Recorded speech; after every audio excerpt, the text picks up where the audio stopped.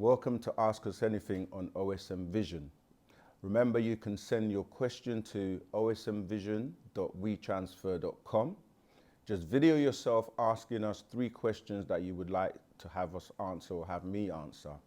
And if you're local in the UK, you can come in and we can do a physical one-to-one. All right, so let's get straight into the questions. Greetings. So my question is, can you tell me more about the people born with the holes alongside the ears at the top? And about Okay, so the first question is regarding the people that are born with the holes in the ear. Now, this is referring to specific people.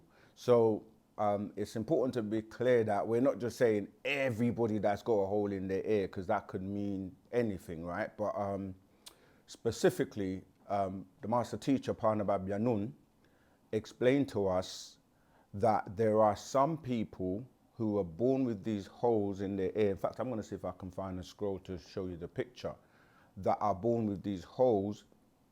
And you can check this information out in the Man from Planet Risk book.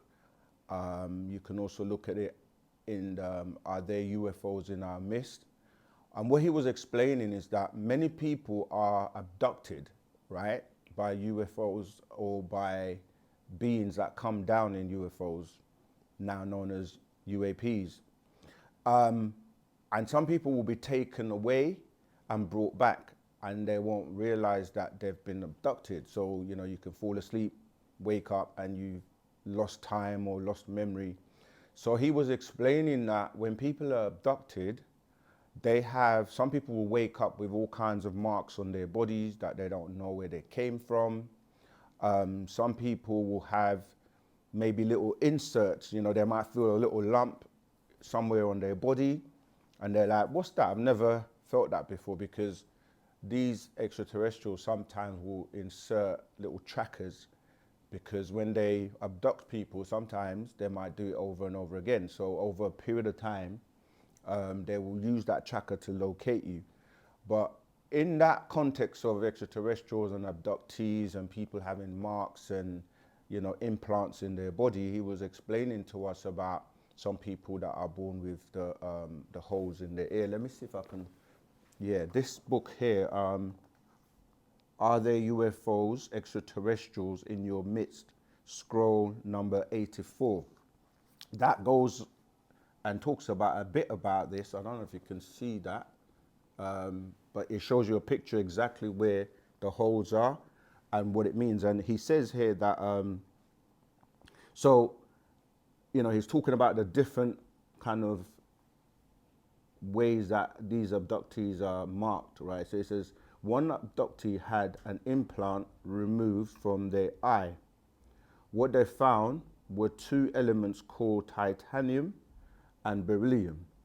There are people who are born with mysterious fine holes in their ears, and others often hear buzzing or a ringing noise in their ear.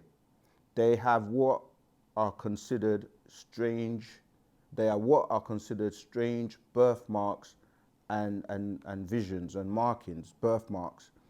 Oftentimes, and then he goes on to explain about, oftentimes people who suffer from sleep disorder known as narcolepsy, which means that they are always in a semi-conscious state, will not be abducted because they would remember their abduction or their abductors. So, yeah, in terms of the ears, with the holes in the ears, he was saying that when there comes a time where some of these people are actually going to be utilized to receive messages to help people or direct people to certain places, because some of these crafts that are above the planet, they can send like laser beams to scan people and to read these implants, or to send messages that you can pick up telepathically. So that's what he was saying about these special people that have those holes. Now, like I said at the beginning, don't think that this applies to every single person with a hole in their ear, but that's what he explained to us about those people, because there will come a time if we did get to that stage where, you know, like let's say the satellites were broken and communication was difficult, ETs will use different forms of communicating, and one of those is telepathically or sending messages via these beams. All right. So I hope that answered the question. Let's move on to the second one. People, second question, born with a veil, or what they call a caul, Caul.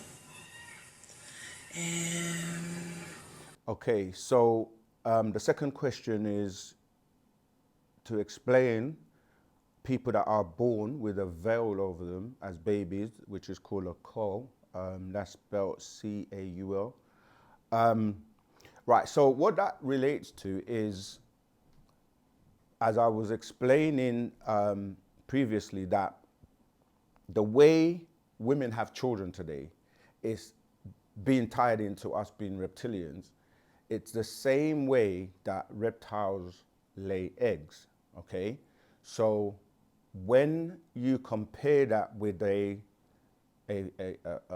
human, so if you look at how, say, an egg will hatch, you have the shell, and then you have the white, and you have that veil that when the hen hatches, it comes out, and there's that veil that is pulled, and then obviously the chicken comes out of that.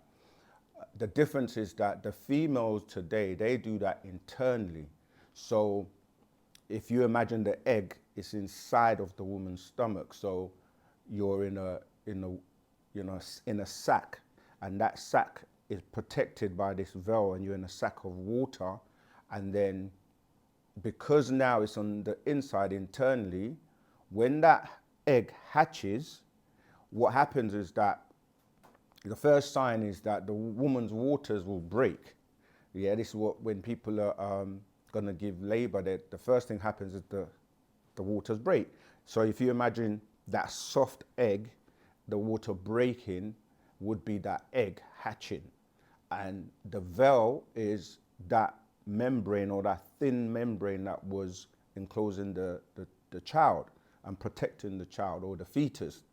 And the umbilical cord is connected to the mother, and this is how, whilst the baby is in that sack of water, which is in that enclosed, for lack of a better word, let's say egg, she feeds the baby and gives the baby nutrients through that umbilical cord. And then when the waters break, it's like the egg hatching.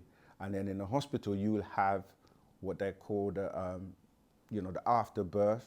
So the placenta, and then when the baby comes out, the umbilical cord is cut, and then obviously over time the baby heals.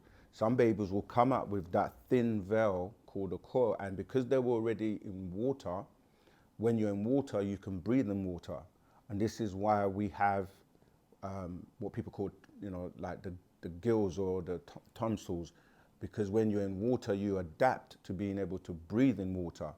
And this would be gills when you're looking at animals in water. So the baby is actually in water, is protected in this egg, and then when it comes out, the waters break, the placenta is the afterbirth, and the umbilical cord is cut, and then the baby starts to get its nutrients from the mammary glands of the mother. So sometimes that veil, because they're used to breathing in water, they can sustain that for some time until it's removed. And when I say some time, it's only going to be probably minutes. I think the longest would probably be like 20 to 25 minutes, but they're still able to breathe and until that veil is removed. So you can look at chicks when they hatch sometimes, or other like reptiles, even crocodiles and things like that, you see that veil around them. So this is what that is related to. Okay, let's go to the last question. can you tell me more about blue blood? People, a baby born with blue blood. and transfusions given to remove it. I'm asking because this happened to a friend. Okay. Thank you.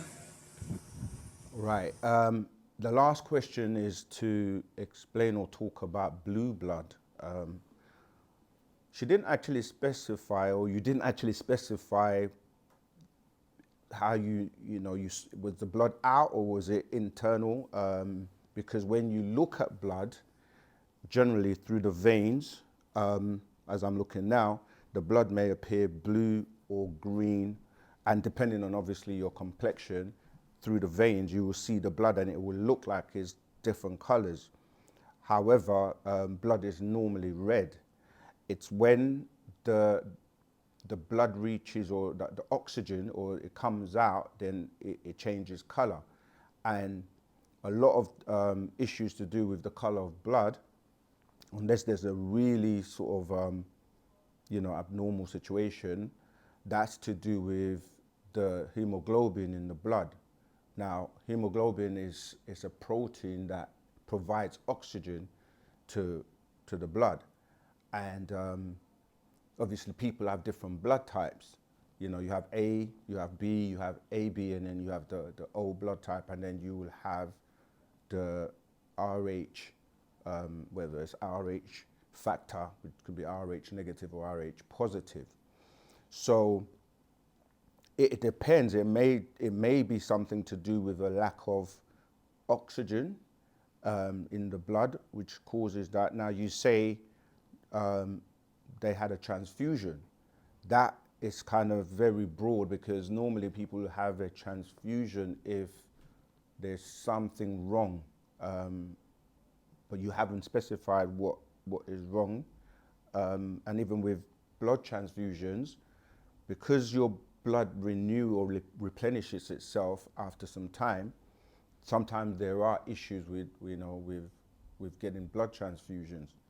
Remember that the life is in the blood, and yeah, it's very broad, and we're not really here giving medical advice, but in terms of the color of the blood, the term blue blood, which can be a misnomer as well, it's not specifying or saying that the blood is blue. It's a term used for like people that are in kind of high class in society, or people that are privileged and born into riches and things like that. So they will refer to those as the blue blood.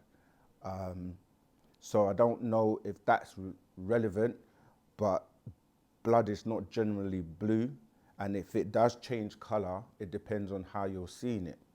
But the whole thing about blood is quite important because when you talk about, explained previously that you're dealing with draconians and Dracula, people that like blood, and you should really wonder when they're doing testing on blood. Normally, you need a little tiny drop of blood to put on the microscope to be able to see what's going on with your blood. But most people, when they go to get a blood test or blood analysis done, they take like jars, like 3 jars of blood. And you should really wonder or ask yourself, why do they need so much blood if you only need a little speck of blood, to put it on the telescope or the microscope to be able to analyze it.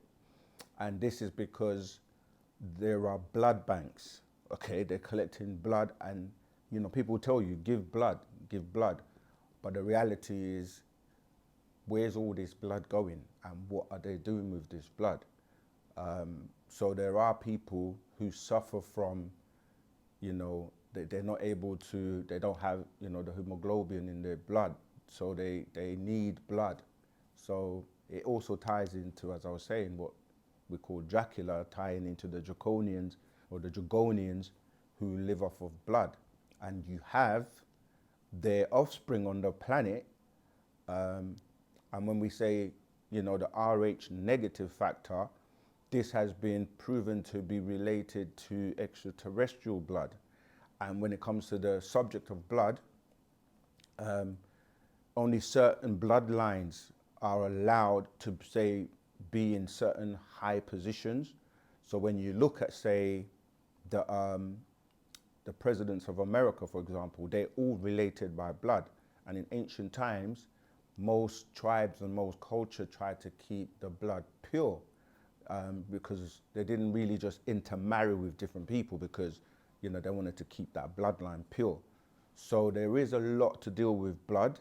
But yeah, in relation to your question, we would need more information as to why the baby needed a blood transfusion, and was it really blood blue when you saw it externally, or was that internally? But I hope that's helped. So remember, you can send in 3 questions to osmvision.wetransfer.com, and we will try our best to answer those questions for you.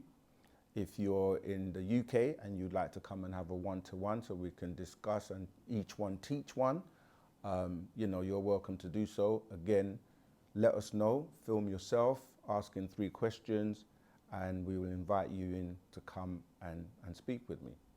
All right, until the next video, wadu.